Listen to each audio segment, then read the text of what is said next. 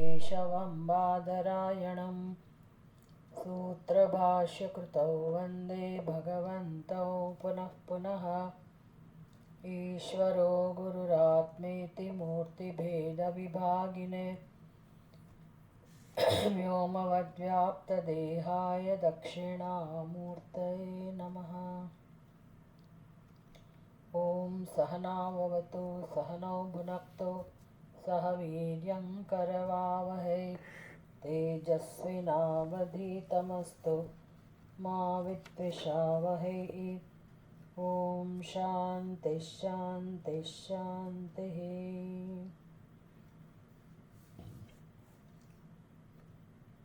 ॐ सदाशिवसमारम्भां शङ्कराचार्यमध्यमाम् अस्मदाचार्यपर्यन्तां वन्दे गुरुपरम्पराम्।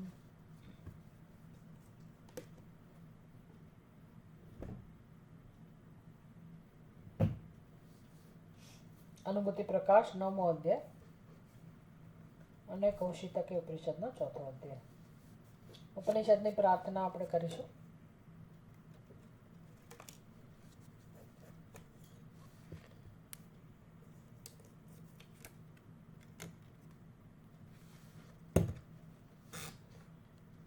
ઓમ વાંગ મે મનસી પ્રતિષ્ઠિતા મનો મે વાચિ પ્રતિષ્ઠિતમ આવિરાવિર્મ એધિ વેદસ્ય મઆણીસ્તઃ શ્રુતમ મે મા પ્રહાસીઃ અનેનાધીતેન અહોરાત્રાન સંદધામિ ઋતમ વદિષ્યામિ સત્યમ વદિષ્યામિ તન્મામવતુ તદ્વક્તારમવતુ અવતુ મામ અવતુ વક્તારમવતુ વક્તારમ.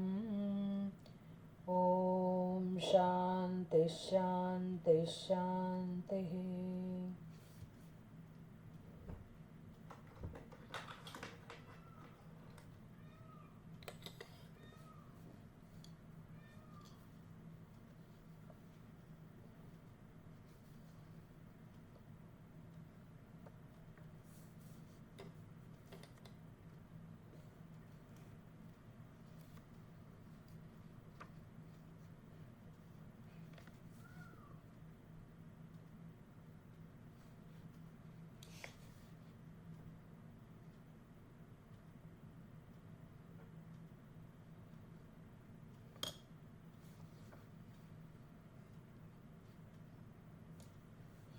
ચોસઠમાં શ્લોકમાં કહેવામાં આવ્યું,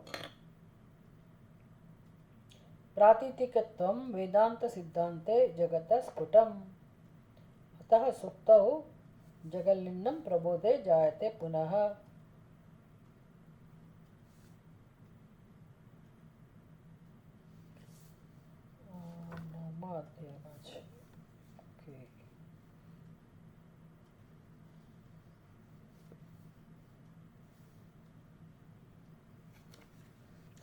નવમા અધ્યાયનો 60મો શ્લોક. એટલે આપણે 8મા અધ્યાયનો વાંચ્યો તો. ચક્ષુરાદિષુ ચિલ્લેખાઃ સ્પષ્ટાઃ ભાંતિ પૃથક્ તથા સર્વેપી કરણાત્માનઃ કર્ત્રાત્માનમ ઇમં સદા.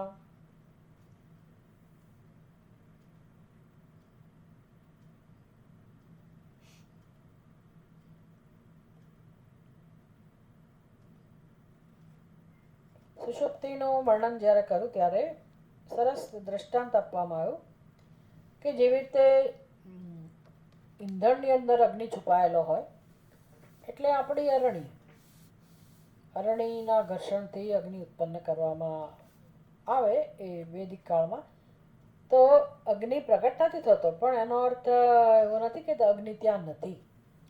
એટલે એ અરણી જે લાકડાની બનેલી છે એમાં સર્વત્ર અગ્નિ વ્યાપ્ત છે અને એ જેવી રીતે ઘર્ષણથી પ્રગટ થાય છે એ જ પ્રકારે સુષુપ્તિમાં ચૈતન્ય આપણા સમગ્ર દેહમાં વ્યાપ્ત જ હોય છે, અવ્યક્ત અવસ્થામાં હોય છે, એટલે એનું નામ સુષુપ્તિ.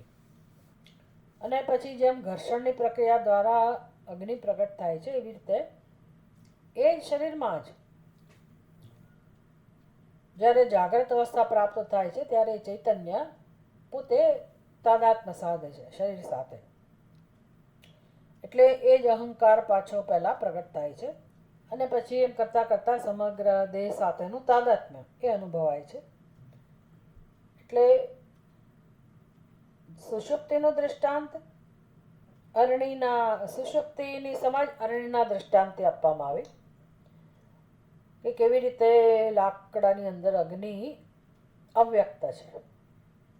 એટલે કદાચ કોઈ અબુધ માણસ હોય તો એવું કે લાકડાની દેખાતો તો છે નહીં, તો અગ્નિ છે એવું કેવી રીતે માનવું? પણ આપણને ખબર છે કે અગ્નિ પ્રગટ થાય છે તો એ જે ઘર્ષણ થઈ રહ્યું છે એ અરણી જે લાકડાની બનેલી છે એમાંથી જ અગ્નિ પ્રગટ થાય છે. એટલે દેખાતો નથી પણ છે તો ખરો જ. એવી રીતે પેલો માણસ ઊંઘી ગયો હતો જેને અજાત શત્રુએ જગાડ્યો. એટલે અહીંયા તો ગ્રંથકાર કહે છે કે એને લાકડીથી ફટકારેલો હતો, એની ડ્યુટી નહોતો બજાવતો, ઊંઘી ગયો હતો. એનું કામ હતું ત્યાં આગળ એને રક્ષક તરીકેનું કામ હતું. એટલે સિક્યુરિટીનો માણસ હતો પણ એ જાગવાની બદલે ઊંઘી ગયો હતો એટલે એને સજાને પાત્ર હતો. અને પછી એવું કહી શકાય કે ભાઈ એ લાકડીથી એને જ્યારે ઉઠાડ્યો તો લાકડી દિવાલ સાથે પછાડીએ તો કોઈ માણસ ના ઉઠે. એટલે એ શરીર એ વ્યક્તિને લાકડી મારી અને માણસ જાગ્યો તો એ ચૈતન્ય એ દેહમાં હતું જ વ્યાપ્ત, સૂક્ષ્મ શરીરના માધ્યમથી પણ એ હતું જ અને ત્યાં એ વ્યક્તિને જાગવાની સંભાવના હતી. તો એ સુષુપ્તિ અવસ્થા હતી. એટલે એ વ્યક્તિનું દૃષ્ટાંત છે કે એને જાગરણ અને સુષુપ્તિ કે જળ પદાર્થો સાથે આપણે જાગ્રત સુષુપ્તિના વર્ણન ના કરી શકીએ, સમજાવી ના શકીએ, કારણ કે ત્યાં એ વસ્તુ જ નથી અનુભવાતી. ચૈતન્ય ભલે ને આખા બ્રહ્માંડમાં વ્યાપ્ત છે, કણ કણમાં વ્યાપ્ત છે, પણ આ તો બોધની વાત છે ને, આત્મજ્ઞાનની. અને એ આત્મજ્ઞાન જેણે પ્રાપ્ત કરવાનું છે જીવની વાત છે. તો એ જીવાત્મા જેનું અધિષ્ઠાન ચૈતન્ય છે, સચ્ચિદાનંદ સ્વરૂપાત્મા, એ સુષુપ્તિ અવસ્થામાં નથી એવું નથી, એ છે તો ખરો જ પણ પ્રગટ નથી થતો, વ્યક્ત નથી થતો. એટલે એને જ્યારે આ પ્રકારે જગાડવામાં આવ્યો તો એ તરત એણે રિસ્પોન્સ આપ્યો, જવાબ આપ્યો. એવી રીતે દરેક વ્યક્તિ સૂઈ જાય છે ત્યારે આ ચૈતન્ય જાણે કે અવ્યક્તમાં જતું રહે છે. એટલે આપણું અસ્તિત્વ જાણે કે અવ્યક્ત અવસ્થાને પ્રાપ્ત થાય છે. એટલે એનો અર્થ એવો નહીં કે આપણે નથી, આપણે એટલે આપણો અહંકાર, અજ્ઞાનમાંથી જન્મેલો નિર્ણય. એ નથી એવું નથી, એ તો છે જ. અહંકાર છે અને અહંકારમાંથી જન્મેલો સમસ્ત સંસાર છે. એટલે અહંકાર શરીરમાંથી જતોય નથી રહેતો, એનો નાશ નથી થતો, રહે છે ત્યાં જ છુપાઈને રહે છે, બસ પ્રગટ નથી થતો. એટલે એ અહંકાર તો જાય ક્યારે, નાશ ક્યારે થાય? જ્યારે એની સાથે કામ લેવામાં આવે ત્યારે. કામ નથી લેવામાં આવતું ને એટલે એને મજા પડી ગઈ છે. બાકી અહંકાર નામની વસ્તુ વળી શું છે? શરીર તો સુષુપ્તિમાં છે જ. શરીર જો પ્રશ્ન હોય, પોતે શરીરને પોતાને પ્રશ્ન હોય કે શરીર પોતે પ્રશ્ન સ્વરૂપ હોય અથવા શરીર ચેતન સ્વરૂપ હોય તો સુષુપ્તિમાં એને તકલીફ હોય. એટલે સુષુપ્તિમાં શરીરને કોઈ તકલીફ નથી, એ તો છે જ, એને કોઈ સમસ્યા નથી. એટલે એ તો કશું અનુભવતું પણ નથી, જડ છે. અને જે બાકી રહ્યું એ તો ચૈતન્ય સ્વરૂપ છે, એ તો સર્વવ્યાપક છે. એટલે એ ચૈતન્ય જે સર્વવ્યાપક છે, કંઈ શરીરથી બંધાતું નથી, શરીરથી કોઈ રીતે પ્રભાવિત નથી, અને એને કશું કરવા નથી, ભોગવવા નથી, તો પોતાના સ્વરૂપમાં જ છે. તો તકલીફ કોને છે? જે સમસ્યા છે કોને છે? તો કે અહંકારને. અને એ અહંકાર જ આપણું જીવન ચલાવે છે, આપણા ઉપર શાસન કરે છે અને બીજા ઉપર એ શાસન કરવાનો પ્રયાસ કરે છે. અહંકારને બીજું શું આવડે? કંઈ આવડતું નથી, પણ દોડ એવો કરે કે મને બધું આવડે છે. અને બધું હું જ કરું છું.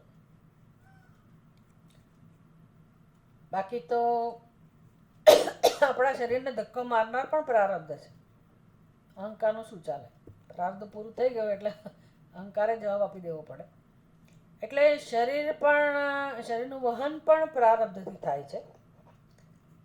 જેને આપણે ઈશ્વર સૃષ્ટિ કહીએ કે ઈશ્વરના નિયમો પ્રમાણે એનું પ્રારબ્ધ ચાલે છે અને કામ ચાલે છે.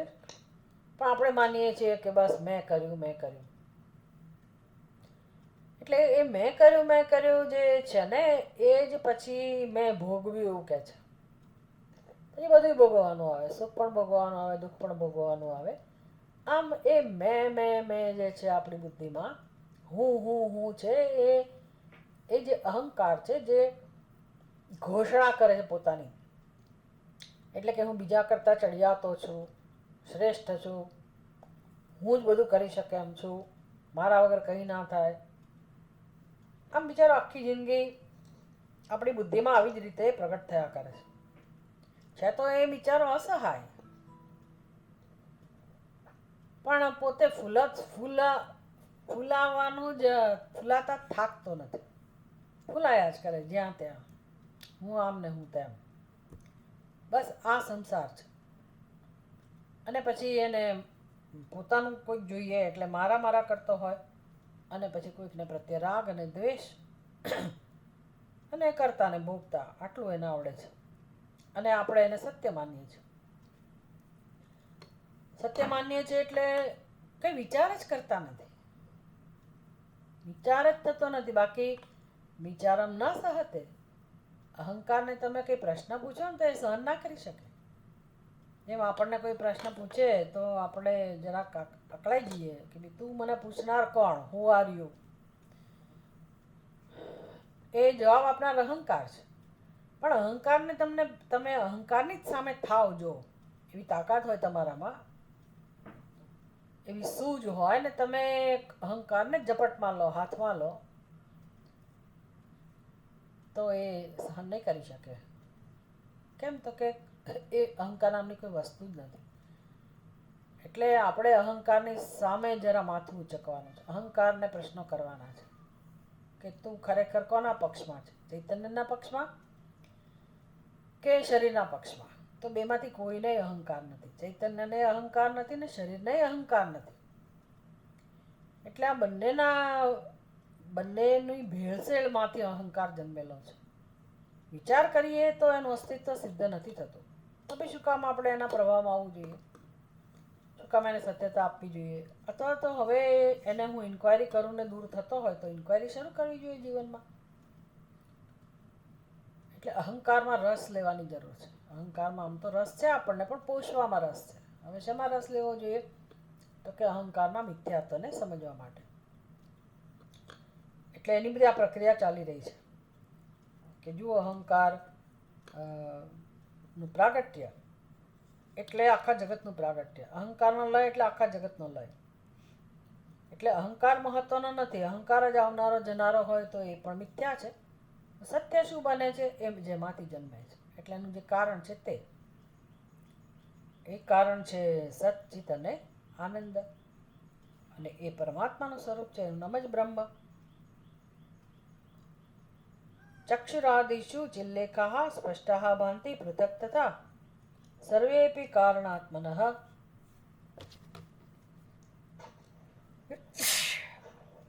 કર્ત્રાત્માનમ ઇમં સદા.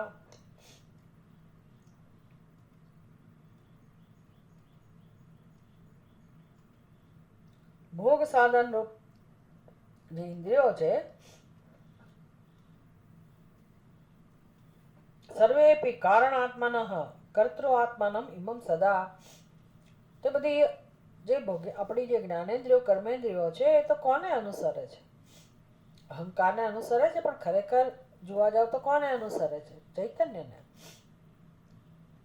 એટલે એ ચૈતન્યને જ આપણે અહંકાર રૂપે ઓળખીએ છીએ, જે ભ્રમ છે. કારણ કે અહંકાર શું કરે છે? એટલે ઇન્દ્રિયો આપણી સેવા કરે છે.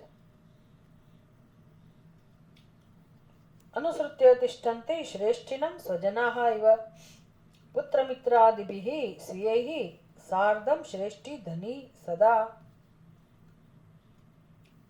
નોકર ચાકર હોય કે સ્વજનો હોય, એ કેવી રીતે પેલા મુખ્ય મનુષ્ય, મુખ્ય જે ઘરનો માણસ હોય કે રાજા હોય કે માલિક હોય, શેઠ હોય, એ કેવી એની આજુબાજુ બધા ગોઠવાયેલા હોય અને દરેકની વૃત્તિ કેવી હોય, એ દરેક લોકોની સમજ કેવી હોય, તો કે મારે આ વ્યક્તિની સેવા કરવાની છે, આ વ્યક્તિનું ધ્યાન રાખવાનું છે, એટલે એ બધા એની સેવામાં તત્પર હોય છે. ભૃત્યાહા એટલે આ બધા નોકર ચાકરો અને પછી સ્વજનો પણ. મુખ્ય માણસ નહીં, અથવા તો કોઈ સમાજમાં કોઈ ધની માણસ હોય, ધનવાન માણસ હોય, શ્રેષ્ઠી હોય, શેઠ હોય, નગર શેઠ હોય, તો કેવી રીતે બધા એની આજુબાજુ હંમેશા ઊભે પગે તૈયાર હોય છે, એક જ હેતુથી સેવા કરવા માટે. અને હંમેશા એ જે ધની છે, શ્રેષ્ઠી છે, એ પોતાના પુત્ર, મિત્ર અને જે કંઈ એમના પોતાના માણસો છે, સ્વીયૈઃ સાર્ધમ શ્રેષ્ઠી ધની સદા.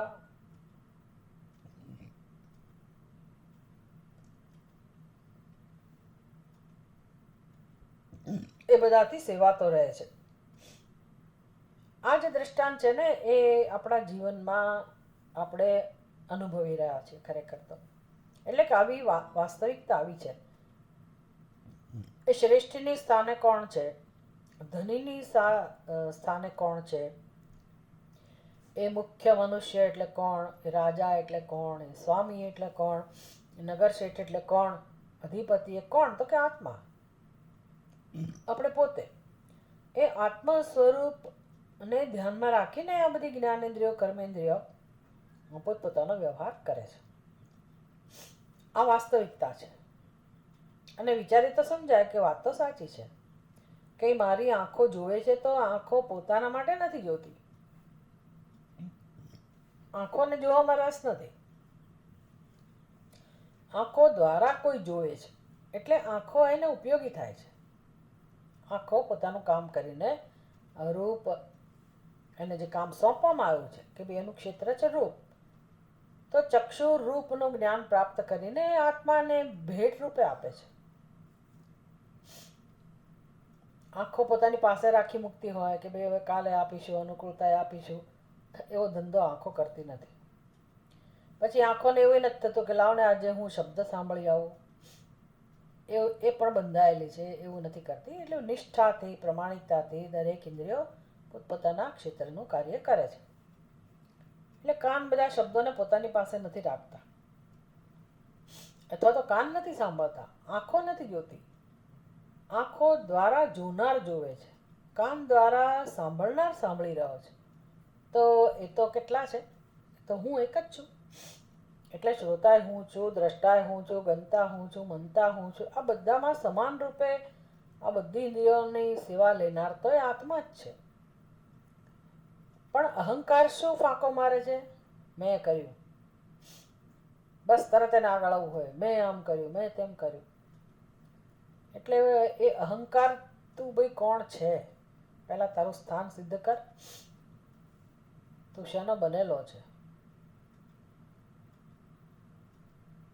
તારું સર્જન કોણે કર્યું? કોઈ જવાબ નથી. અહંકારનું કોઈ કારણ નથી. એટલે કે અજ્ઞાનમાંથી જન્મેલો છે, પણ એ પોતાનું સામ્રાજ્ય સ્થાપીને બેઠેલો છે, પોતાની સત્તા જમાવીને બેઠેલો છે. અને આપણને સુખી કરતો હોય તો વાંધો નથી. એવું કહેતો હોય કે આપણને સલાહ આપતો હોય, શિખામણ આપતો હોય કે બીજો આ હું તો ખાલી તને બતાવવા આવ્યો છું, બાકી તારું સત્ય તો સચ્ચિદાનંદ સ્વરૂપ આત્મા છે. તું એક શરીરમાં વ્યાપ્ત નથી, તું જગતના કણકણમાં વ્યાપ્ત છે, આકાશનું પણ અધિષ્ઠાન છે, પૂર્ણ છે, અનંત છે, જ્ઞાન સ્વરૂપ છે, આનંદ સ્વરૂપ છે. એવું નથી કહેતો. એવો ઉપદેશ આપતો હોય તો આપણા કામનો. હા, તમે બરાબર એને કસોટીએ ચડાવો અને પછી જ્યારે બુદ્ધિને સુશિક્ષિત કરો, સારી રીતે સંસ્કૃત બનાવો, તો પછી એ બુદ્ધિ દ્વારા એ અહંકાર આપણને ચિંતન કરાવે સત્યનું. બાકી તો અને પછી એને ચિંતન કરાવે એટલે શું? તો પછી એ એવું ચિંતન કરાવે કે હું મિથ્યા છું, હું નકામો છું, અને એને જવું પડે એક દિવસ. અને એણે જેનું સ્થાન એણે જેનું સ્થાન લીધેલું હતું એ સ્થાન એને પાછું આપવું પડે. તો એણે કોનું સ્થાન લીધેલું છે? સચ્ચિદાનંદ સ્વરૂપ આત્માનું. તો પછી જ્યારે શરીર હોય ત્યાં સુધી રહે ખરો, પણ એક પ્રતિબિંબ સ્થાનીય હોય, ખાલી ભાસતો હોય. બાકી જેમ સાપમાંથી પેલું ઝેર કાઢી લેવામાં આવે એમ હવે એ બાધિત અહંકાર હોય, જે જ્ઞાનીઓની બુદ્ધિમાં હોય, તત્વનિષ્ઠ મહાત્માઓની બુદ્ધિમાં હોય, એ લોકો પણ આપણી જેમ જ વાત કરે કે ભાઈ મેં જોયું, મેં સાંભળ્યું, મેં ખાધું, મેં પીધું. એનામાં કર્તૃત્વ ભોક્તૃત્વ જણાય, એમાં અહંકાર જણાય. પણ એ અહંકાર કેવો હોય? પેલા સાપની કાંચળી જેવો, અથવા તો સાપમાંથી જે ઝેર કાઢી લેવામાં આવ્યું હોય એવા સાપ જેવો. એટલે હવે બિનઝેરી. એને શાસ્ત્રની ભાષા કહે બાધિત અહંકાર. એ અહંકાર હવે કોઈને ઈજા નથી પહોંચાડતો, પોતાને પણ નહીં અને અન્યને પણ નહીં, અને દ્વૈતના દર્શન જ નથી કરાવતો, પૂર્ણના દર્શન કરાવે છે. જ્યાં સુધી એનું પ્રારબ્ધ છે મહાત્માનું કે તત્વજ્ઞાનીનું, ત્યાં સુધી એ અહંકાર હોય અને નાના મોટા વ્યવહાર કરવામાં એની જરૂર પડે. એટલે મિનિમમ જે શરીરને લગતી પ્રવૃત્તિઓ હોય એ બધામાં એ અહંકારની જરૂર હોય. પણ એ અહંકાર ખરેખર અહંકાર નથી રહ્યો, એ પૂર્ણ બ્રહ્મ પરમાત્મા જ ત્યાં અભિવ્યક્ત થઈ રહ્યો છે. એટલે આપણે ત્યાં જ્ઞાનનિષ્ઠ મહાત્માઓની પૂજા છે, ગુરુજનોની પૂજા છે. આપણે એની પૂજા કરીએ છીએ, સાક્ષાત એમને બ્રહ્મ સ્વરૂપે જાણીએ છીએ, માની લઈએ છીએ કે બ્રહ્મ સ્વરૂપ છે અને પૂજા કરીએ છીએ. અને શાસ્ત્રમાં કહ્યું પણ છે કે ભાઈ આવા જ્ઞાનીઓની પૂજા કરવાથી વિભૂતિ કામઃ, જેને પોતાના જીવનમાં ઘણી બધી કામનાઓ, એ કામનાની પૂર્તિ કરવી હોય તો એની પૂર્તિ થાય છે જ્ઞાનીના પૂજનથી, જ્ઞાનીને નમસ્કાર કરવાથી. આ બધો મહિમા છે, એનું કારણ આપણે સમજી શકીએ છીએ. આમ તો બધા જ બ્રહ્મ છે. કીડી માત્ર બ્રહ્મનું જ સ્વરૂપ છે, પણ કીડીની પૂજા ના હોય કે બીજા જીવોની પૂજા ના હોય. એમાં તમે આત્મદર્શન કરી શકો, હા સર્વત્ર પરમાત્મા છે, બરાબર છે. પણ અજ્ઞાનને કારણે નથી એ લોકો જાણતા કે પોતે બ્રહ્મ છે, અને એમનો જે વ્યવહાર છે એ પણ ભેદ બુદ્ધિવાળો છે.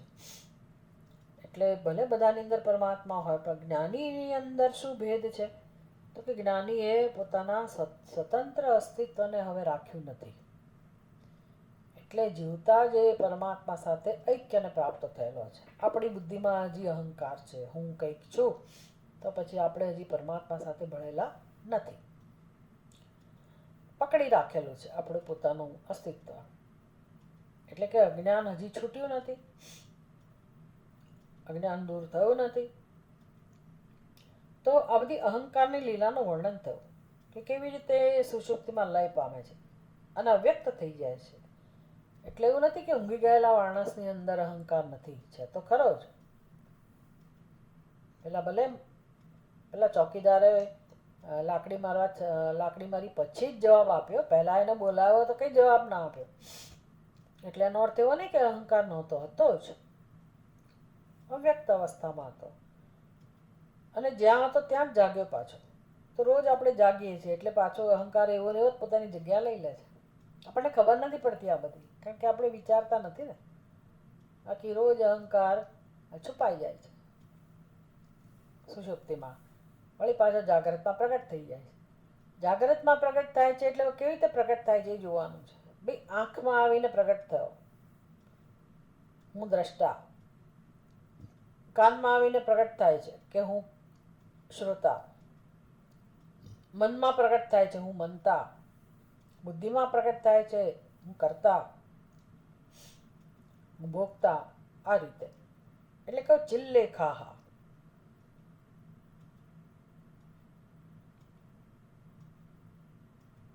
ચક્ષુરાદિષુ ચિલ્લેખાહ સ્પષ્ટાહ ભાંતિ. બીજા ગ્રંથમાં ચિલ્લેશાહ, ચિલ્લેશાહ વધારે સાચો શબ્દ છે. એટલે જેમ એક લેશ પ્રગટ થતો હોય આપણા વ્યક્તિત્વમાં, એવી રીતે ચૈતન્યના લેશ પ્રગટ થાય છે જ્ઞાન રૂપે, કે ભાઈ મેં જોયું, મને યાદ આવ્યું, મેં સાંભળ્યું વગેરે. સર્વે અપી કરણાત્મનઃ કર્તૃ આત્માનમ ઇમમ સદા.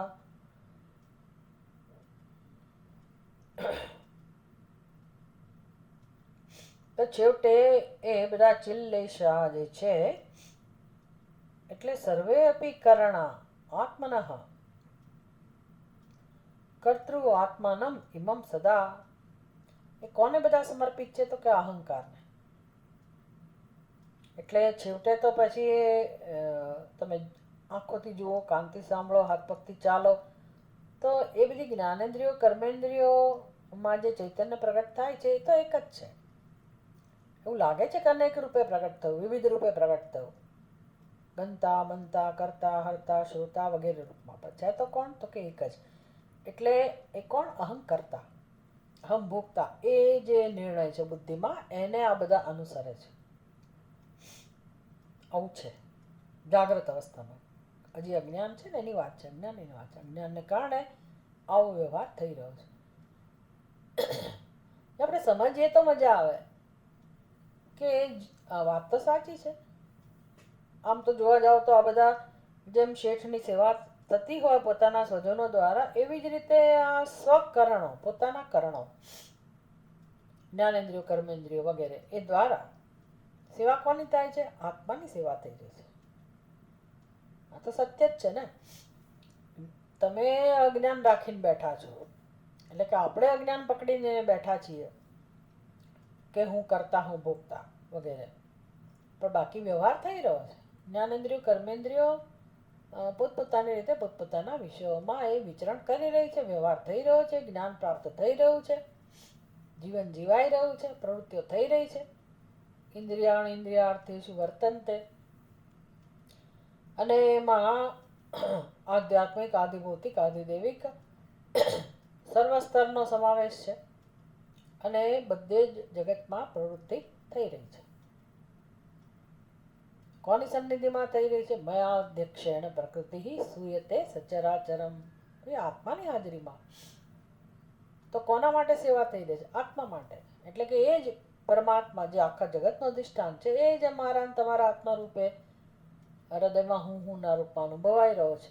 તો એની સેવા થઈ રહી છે ઇન્દ્રિયો દ્વારા. આ સત્ય છે.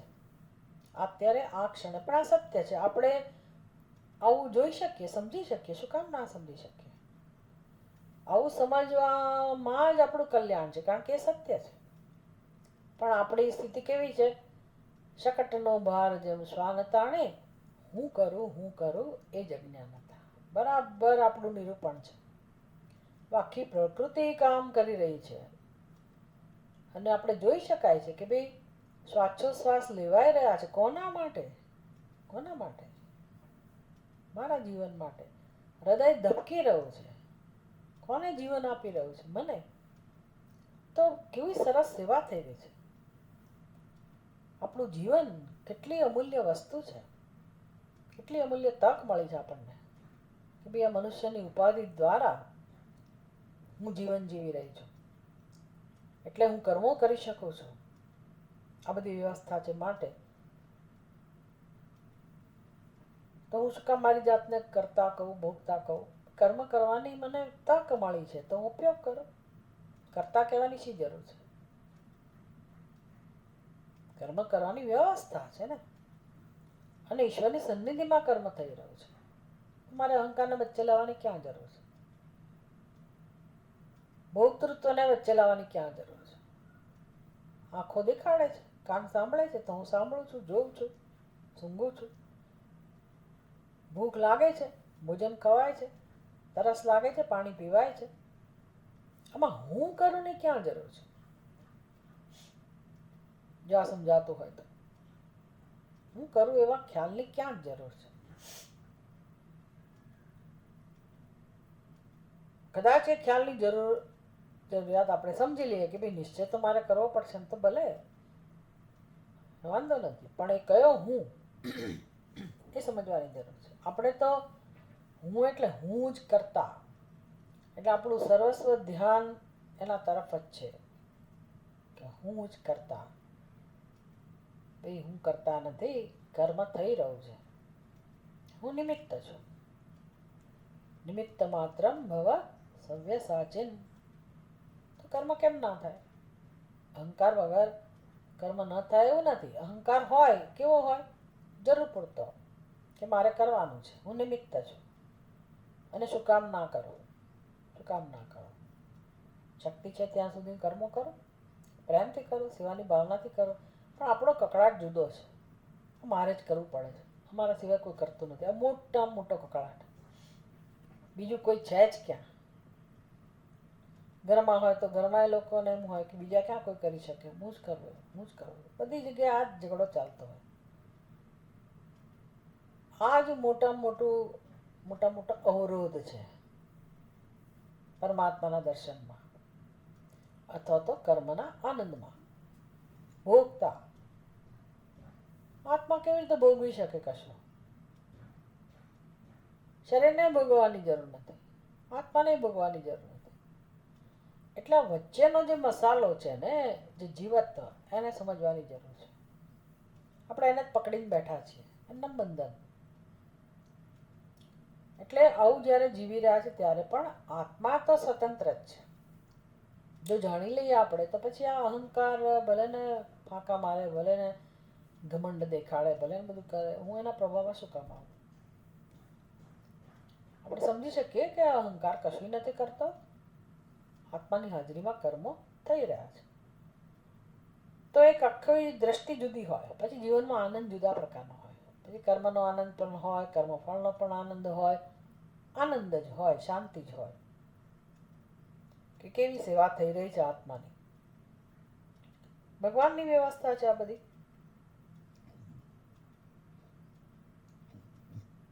ભુંક્તે તેપી તદિષ્ટાર્થમ કુર્વन्तઃ ભોજયन्ति તમ એવં જીવઃ સ્વકીયાક્ષૈઃ સાર્ધમ શબ્દાધિકામ સદા. જેની ચર્ચા કરીએ જ વસ્તુ. ભુંક્તે તે અપી તદિષ્ટાર્થમ, જે કે ભોગ ભોગવાઈ રહ્યા છે પણ છેવટે કોના માટે? આત્મા માટે. એટલે ભોગ ભોગવવાની રીત કઈ છે? જો આપણી પાસે આ કરણો ના હોય, જ્ઞાનેન્દ્રિયો કર્મેન્દ્રિયો ના હોય, અંતઃકરણ ના હોય, તો તમે ભોગ ભોગવી જ ના શકો ને. મનમાં ઘણી બધી કામનાઓ, તૃષ્ણાઓ હોય, પણ એ મન હોય તો જ તૃષ્ણાનો અનુભવ થાય ને. મન જ ના હોય તો કામનાનો અનુભવ ના થાય.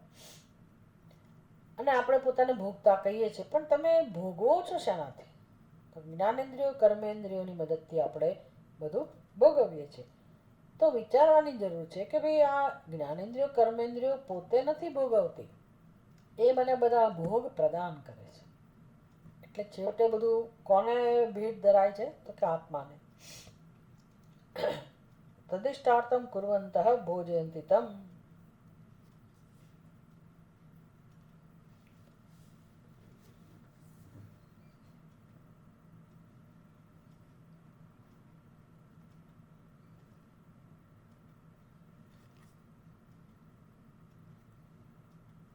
એટલે નોકર ચાકરો વગેરે પણ શું કરે? એ પણ ખાવા પીવાનું પ્રવૃત્તિ તો કરતા જ હોય ને. પણ પોતાનું સમગ્ર જીવન એમને કોને સમર્પિત કર્યું છે? તો કે પેલા શ્રેષ્ઠીને. એટલે એ લોકો બધી સામગ્રી ભેગી કરે, બધો વ્યવહાર કરે, કર્મ કરે, બધા ભોગ લઈ આવે. તો મનગમતી વસ્તુઓ લઈ આવે પોતાના શેઠની. એટલે બધા વ્યવહારમાં કેન્દ્રમાં કોણ હોય છે? શ્રેષ્ઠી. કોને ધ્યાનમાં રાખીને આ સેવા થાય છે? શ્રેષ્ઠીને, એટલે મુખ્ય વ્યક્તિને. એવી જ રીતે આપણા જીવનમાં જન્મથી મૃત્યુ સુધી આ બધી સેવાઓ જે થઈ રહી છે આપણી જ્ઞાનેન્દ્રિયો કર્મેન્દ્રિયો દ્વારા, અને એ શું કરે છે? પોતપોતાના ક્ષેત્રના વિષયોને લઈ આવે છે, વિષયોના જ્ઞાનને લઈ આવે છે, અને બધો ભોગ ક્યાં ધરે છે? આપણને. આપણી સેવા થઈ રહી છે. એટલે આંખોને કંઈ જોવામાં રસ નથી, આપણને જોવામાં રસ છે, આપણને સાંભળવામાં રસ છે. આપણે એ વિષયોનું ગ્રહણ કરવા ઈચ્છીએ છીએ. એટલે યત્ર તિષ્ઠતિ ભોક્તાસૌ સુપ્તૌ જાગરણે પુનઃ પુંક્તે અક્ષાણી ચ શબ્દાદીન ગૃહ્ણન્તિ સ્વામી તુષ્ટે યત્ર તિષ્ઠતિ ભોક્તાસૌ. એ જે સ્વામી છે, જેને આ બધી જ્ઞાનેન્દ્રિયો ભેટ ધરી રહી છે, અને એ સ્વામી બધા વિષયોને ગ્રહણ કરે છે, એ જ ભોગતા સુષુપ્તિમાં અવ્યક્ત અવસ્થામાં જતો રહે છે અને જાગ્રતમાં પાછો જાગે છે. તો 64મા શ્લોકમાં કહ્યું, યસ્માદુદેતિ સોદ્વૈતઃ પરમાત્મેતિ બુધ્યતામ ઇત્તમદ્વૈત બોધાર્થમ અહંકારે પરેશ્વરઃ.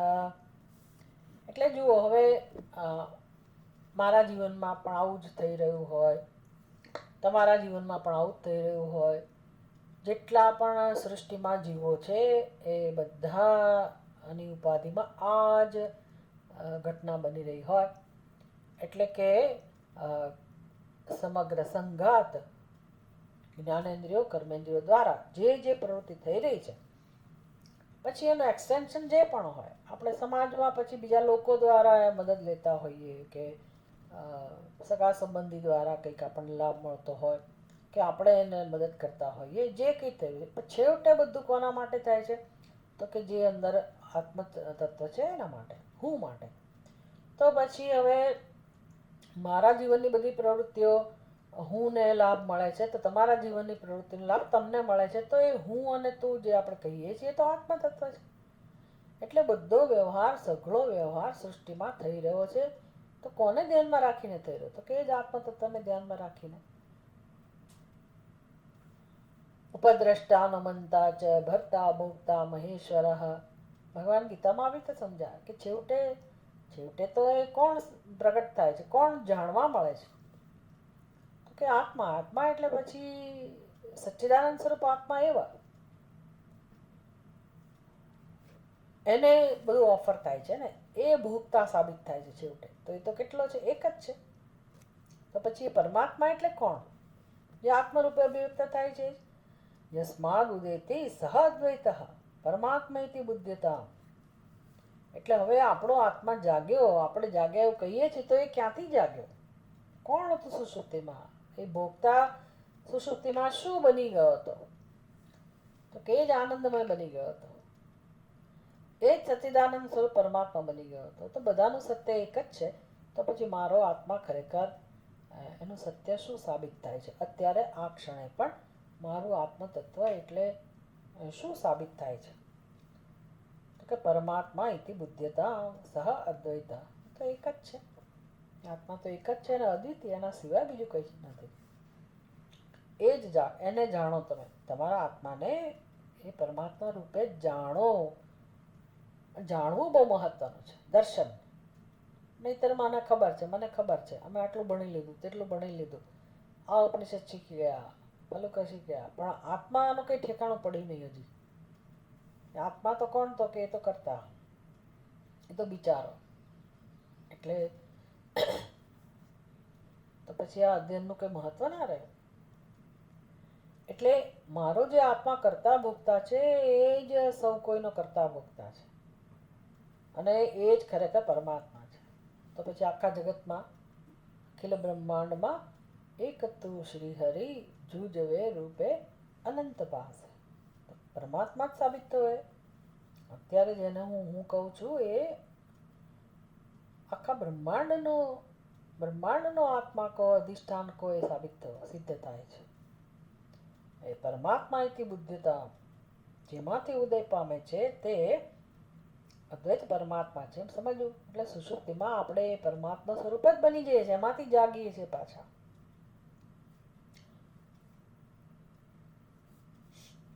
ઇત્તમ અદ્વૈત બોધાર્થમ અહંકારે પરમેશ્વર.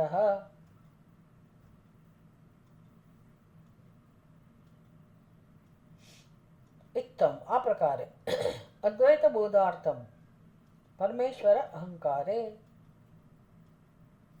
અદ્વૈતના જ્ઞાન માટે આ પ્રકારે અદ્વૈત તત્વનું આપણને જ્ઞાન થાય, એટલે વાસ્તવમાં એક અને અદ્વિતીય પૂર્ણ બ્રહ્મ પરમાત્મા પરમેશ્વર એનું જ્ઞાન થાય, એનો આપણને બોધ થાય. કઈ રીતે? તો કે એ જ હું છે, એ જ હુના રૂપમાં અત્યારે આ ક્ષણે પ્રગટ થઈ રહ્યો છે. આવું મને સમજાય એટલા માટે અહંકારનું વર્ણન કરે છે.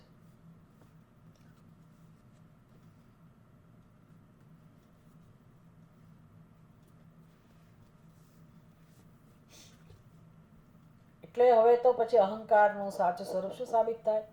એ જ અદ્વિતીય પૂર્ણ બ્રહ્મ પરમાત્મા એ જ અહંકારના રૂપમાં પ્રગટ થાય છે. તો શું કામ એને અહંકારના રૂપે પ્રગટ થવાની જરૂર છે? શું કામ? અને અમર્યાદિત અધૂરા રૂપે જોવાની શું કામ જરૂર છે? એને અખંડ પૂર્ણ રૂપે જાણી શકાય એમ છે ને, તો હું શું કામ એને શરીર પૂરતો મર્યાદિત સમજુ? એટલે ખબર નથી એટલે આપણે એવું માની લીધું છે કે હું એટલે આવો મર્યાદિત, શરીર પૂરતા મર્યાદિત, આપણે જન્મેલા મરવાવાળા, પછી સુખી દુઃખી, પાપી પુણ્યશાળી, તિરસ્કૃત સ્વીકૃત, ચડિયાતા ઉતરતા, વોટેવર પાર વગરની વસ્તુઓ છે આપણી બુદ્ધિમાં. એટલે જે કંઈ છે બધું છેવટે તો કોના ઉપર અધ્યારોપિત થયેલું છે? ધારો કે મેં બહુ બધું જ્ઞાન પ્રાપ્ત કર્યું, કેટલી ભાષાઓ આવડતી હોય, પણ એ કોના માટે? તો કે હું જ્ઞાની, છેવટે હું જ્ઞાની, હું બુદ્ધિશાળી, હું પરાક્રમી, હું સફળ, હું નિષ્ફળ.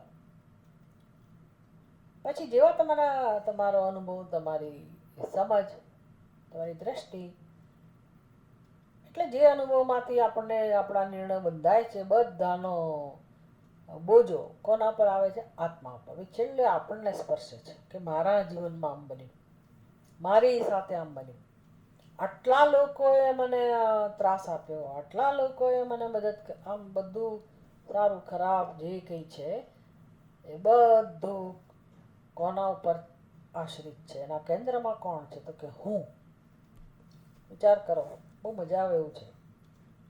ભયંકર દુઃખ કેમ ના હોય, ભયંકર નિરાશા કેમ ના હોય, તૂટી ફૂટી ગયા હોઈએ, પણ તમે કોને કહો છો આવું બધું? બીજા માટે આ બધા વિચારો છે? થોડીક વાર હોય કદાચ કે પેલો માણસ બિચારો બહુ દુઃખી છે, અથવા મારા પ્રિય લોકો આટલા દુઃખી છે, થોડાક વખત માટે હોય. પણ છેવટે મારા લોકો દુઃખી છે કે મારા લોકો સુખી છે, તો મારા લોકો દુઃખી છે એટલે હું દુઃખી છું, છેવટે તો ત્યાં જવાનું ને. મારા લોકો સુખી છે એટલે હું સુખી છું, તો એ બધું મારું મારું મારું, એ પણ એના કેન્દ્રમાં પણ કોણ છે? અહમ. માટે હું સુખી છું કે માટે હું દુઃખી છું? તો જન્મથી મૃત્યુ સુધી જે કંઈ બધું આપણા જીવનમાં છે એના કેન્દ્રમાં કોણ છે? હું, હું અને હું. એટલે એ હુંની હાલત કેવી છે? તો કે હુંની હાલત તો એક જ છે. હું તો અસ્પૃષ્ટ જ છે, અસંગત છે. એ હુંને કશું અડક્યું જ નથી. એ તો સ્વે મહિમની તિષ્ઠતી, પોતાના મહિમામાં એ તો પૂર્ણ છે, તિષ્ઠ છે, પરમ આનંદ સ્વરૂપ જ છે. હા, એટલે આવો જે હું છે એ જન્મ મૃત્યુથી પણ રહિત છે.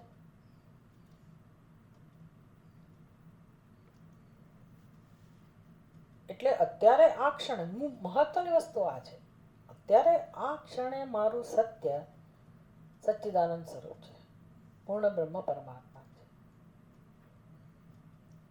પૂર્ણોહમ ચિદાનંદ રૂપ શિવોહમ શિવોહમ. આ જ સત્ય છે. પણ બુદ્ધિમાં નર્યો કકડાટ છે, આપણા મનમાં પારાવાર દુઃખ છે, શોક છે, ચિંતા છે. તેમાં આત્મા શું કરે? આત્મા શું કરે? આત્માને કશું સ્પર્શે તો આત્મા કંઈ કરે ને. અત્યારે આ ક્ષણે પણ એ આત્મા બધાનું જ સત્ય છે, મારું એકનું નહીં.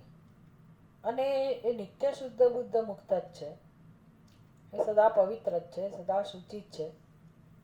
અસંગ જ છે અને એના સિવાય કંઈ નથી. સત્ય એ છે પાછું, એના સિવાય કંઈ નથી. તો આ બુદ્ધિમાં જે અજ્ઞાન છે એ કેવું ભયંકર કામ કરે છે. આપણને એ સત્ય તો જણાવવા જ નથી દેતું અને ઉપરથી સાવ વિકૃત દર્શન કરાવે છે. પોતાનું પોતાનું જ વિકૃત દર્શન. એટલે જગત છે એ પણ પોતાનું જ સત્ય છે, આત્માનું જ સત્ય. જગતનું સત્ય આત્મા જ છે. એ જગત પણ એક જ છે, ભલે ને એ વિવિધ નામ રૂપ વાળું હોય તો પણ એમાં પણ અદ્વૈત જ રહેલું છે. વિવિધ નામ રૂપ હોવાથી એ કંઈ અનેક બની નથી ગયું. અત્યારે પણ એ એક અનદ્વિતીય જ છે, સગુણ બ્રહ્મ હોય તો પણ. મારી બુદ્ધિમાં જે અજ્ઞાન છે ને એ શું કરે છે, એ જે અખંડ બ્રહ્મ છે એમાં વિભાગ પડાવે છે અને અનાદિકાળથી આ ચાલે છે. એટલે પછી આપણે ભટકીએ છીએ અને જગતને વિકૃત રીતે જોઈએ છીએ અને પોતાના સ્વરૂપને પણ કેવળ અજ્ઞાન કલ્પનાથી આપણે એને વિકૃત રૂપે સમજીએ છીએ એટલે અનુભવીએ. That's it. જેવી સમજ એવો અનુભવ, દૃષ્ટિ એવી સૃષ્ટિ. એ હું જાગ્યો એ મારી સમજ છે એટલે હું જાગી, ખરેખર આખી જગત જાગી. ઉત્તિષ્ઠ ઉત્તિષ્ઠ ગોવિંદ, ઉત્તિષ્ઠ ગરુડધ્વજ, ઉત્તિષ્ઠ કમલાકાંત, જગન મંગલમ કુરુ. સરસ પ્રાર્થના છે કે ભગવાન તમે જાગો. કેમ તો કે ત્વયી સુપ્તે, તમે સુઈ જાઓ છો તો જગત સુઈ જાય છે અને તમે જાગો તો સમગ્ર જગત જાગૃત થાય છે. તો એ ઉત્તિષ્ઠ ઉત્તિષ્ઠ ગોવિંદ એટલે કોણ? આપણો આત્મ સ્વરૂપ. અને એક જ છે. બસ આખું જગત જાગે છે અને આખું જગત એના સુઈ જવાથી સુઈ જાય છે. વાર્તા પૂરી. મારા દુઃખને વચ્ચે ક્યાંય જગ્યા જ નથી, મારા પ્રશ્નો માટે કોઈ સ્થાન જ નથી. સત્ય તો આવું જ છે. તો પછી હું શું કામ પકડીને ફરું છું મારા પ્રશ્નોને? સુષુપ્તિમાં તો હું બધું મૂકી દઉં છું, કકળાટ. જાગ્રતમાં મૂકી શકું, મૂકી શકીએ એવી સંભાવનાની ખબર પડવી જોઈએ. આપણે માની લીધું કે આપણે મૂકી જ ના શકીએ. કેમ તો કે તો ભગવાન જે નક્કી કરેલું એ જ થાય. ભગવાન જે આમ સમજતા જ નથી આપણે કે વળી એવું કયો ભગવાન હોય કે જેને આપણે દુઃખી થઈએ એમાં રસ હોય? ભગવાનને શું કામ રસ હોય? પણ અજ્ઞાનને કારણે આ બધી સમજ છે આપણે. એટલે વેદાંત તો બહુ ઉપરની ચર્ચા છે કે જ્યાં પછી ભગવાન ભગવાન તમારે સમજવું પડે કે કયો ભગવાન એવો છે કે જે મને જુદી રાખવા ઈચ્છે છે પોતાનાથી? કોઈ એવો ભગવાન નથી. જે મને જીવ માનીને મારા ઉપર સંચાલન કરવા ઈચ્છતો હોય, કોઈ એવો ભગવાન નથી. એટલે જ્યાં સુધી મારી અંદર અસહાયતા છે ત્યાં સુધી ભલે હું એવું કહું કે હા ભગવાન મારું ધ્યાન રાખજો, જરૂર છે પ્રાર્થનાની, જીવને બિચારાને ભલે કરે, પણ જ્ઞાનની વાત આવે ત્યારે તમારે બહુ જ વિશાળ હૃદયના બનવું પડે, ઉદાર દિલના બનવું પડે. એટલે કે ભગવત તત્વ જેવું છે એવું એને તમારા હૃદયમાં સ્થાન આપવું પડે. એ ભગવાન મારાથી જુદો હોય જ ના શકે અને હું જેને હું કહું છું એ વાસ્તવમાં એ જ પરબ્રહ્મ પરમાત્માની અભિવ્યક્તિ હોય. મારે અહંકારને વચમાં લાવવાની જરૂર નથી. પછી તો હું દાસનો દાસ છું એવા ખ્યાલની જરૂર નથી રહેતી, કારણ કે એટલો ખ્યાલ મને ભિન્ન રાખે છે ને ભગવાનથી. એટલે એનું પણ સમર્પણ. નીતિ નેતિ મનોબુદ્ધિ અહંકાર ચિત્તાની નાહમ ન ચ શ્રોત જીહ્વે ન ચ ગ્રાણ નેત્રે ન ચ વ્યોમ ભૂમિ ન તેજો ન વાયુ ચિદાનંદ રૂપ શિવોહમ શિવોહમ. એટલે કેટલું સરસ આ જ્ઞાન છે ખરેખર. કેટલો આનંદ છે આનો. અત્યારે આપણે ભલે દુઃખી હોઈએ, અજ્ઞાની હોઈએ, પીડિત હોઈએ, પણ જ્ઞાનનો કેટલો આનંદ છે, ચિંતનનો કેટલો આનંદ છે, સત્યના દર્શનનો કેટલો આનંદ છે. એ પુરુષાર્થ કરવાનો આપણો સંકલ્પ બની જાય એટલી જ વાર છે. આપણી પાસે સામગ્રી તો છે જ ભગવાનની દયાથી, મહાપુરુષોની કૃપા છે કે એમણે ગ્રંથો રચેલા છે. આપણે એને સમજીએ, શ્રવણ કરીએ, મનન કરીએ, બીજું કરવાનું શું હોય જીવનમાં. એટલે આ બધા શ્લોકો અદ્ભુત છે ખરેખર. પરમાત્મા ઇતિ બુદ્ધ્યતા. બાકીના શ્લોક આપણે આગળના ક્લાસમાં જોઈશું. ઓમ પૂર્ણમદ પૂર્ણમિદમ પૂર્ણાત પૂર્ણમુદચ્યતે પૂર્ણસ્ય પૂર્ણમાદાય પૂર્ણમેવાવશિષ્યતે. ઓમ શાંતિ શાંતિ શાંતિ. હરિ ઓમ. શ્રી ગુરુભ્યો નમઃ. હરિ ઓમ.